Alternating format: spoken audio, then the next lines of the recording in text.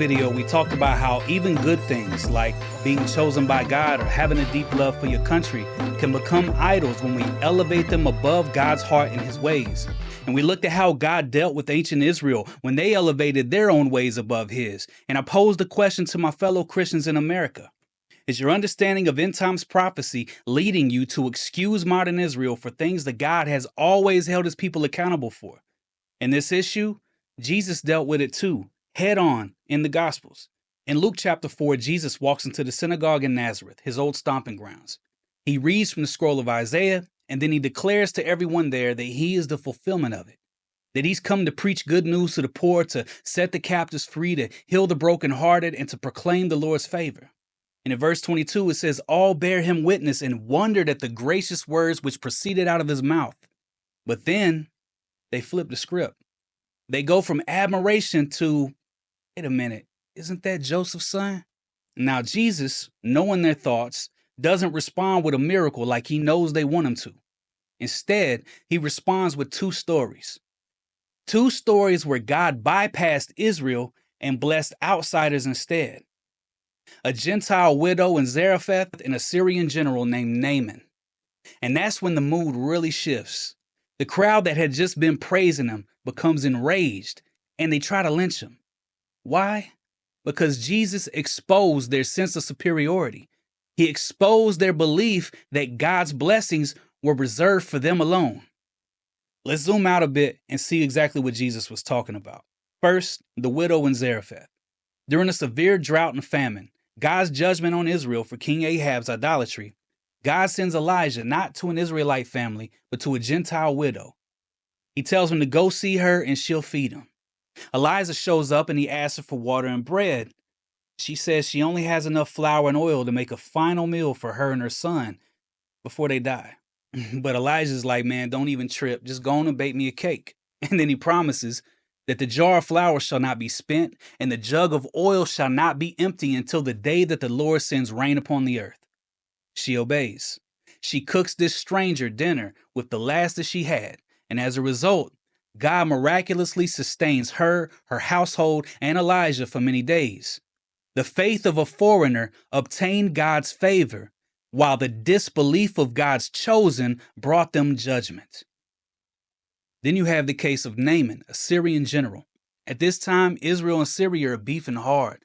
It's violent, it is bloody, it's deadly.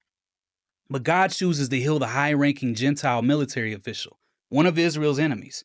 And just like ancient Israel turned his chosenness into pride, the people of Nazareth believed what many of their contemporaries did, that the prophesied Messiah would champion their national identity, not challenge it.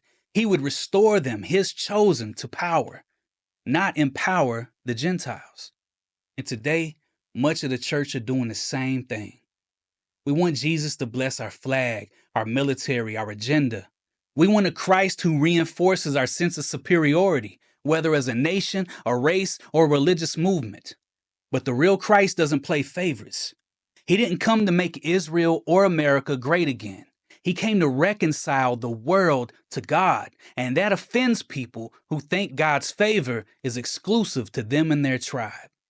The thing that's really wild about this story of Jesus going to the synagogue in his hometown is that the scandal wasn't him claiming to be the Messiah. And that's a pretty crazy thing to go in there saying, right? It was that he refused to limit his mission to one people, to one nation.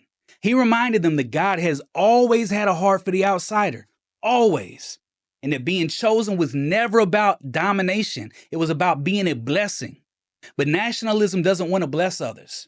It just wants to be blessed. And when Jesus confronted that spirit, they couldn't handle it. Because idolatry, especially the idols of power and nationality, they don't die quietly. When confronted, they rage. Frederick Faber once wrote, "Thou art a sea without a shore, awful, immense thou art, a sea which can contract itself within my narrow heart." Let me ask you something straight up. What Jesus are you following? Are you following the Son of God who fills the God-shaped hole in our hearts? Or are you following the Jesus that's small enough to fit inside your political ideology? Are you loyal to the kingdom of God, or are you loyal to a kingdom of men? Because the moment we start using our faith to justify injustice, to promote power, to exclude others from God's mercy, we're not walking in the ways of Jesus of Nazareth. We're repeating the same sins ancient Israel committed, the same sins that Jesus confronted in his hometown. And if we're not careful, we'll do what they did. And we'll fight to silence God's truth when it challenges our idols. The kingdom of God isn't Republican or Democrat. It's not Israeli or American. It's not about race or ethnicity, and it doesn't care about borders. It's about one people from every tribe, every tongue, and every nation, called to walk in justice, mercy, humility, and love. The people of Nazareth missed that. They had the Son of God standing in their synagogue, and they tried to lynch him because his vision was bigger than them. Let's not make the same mistake. I love you all. Stay stirred up.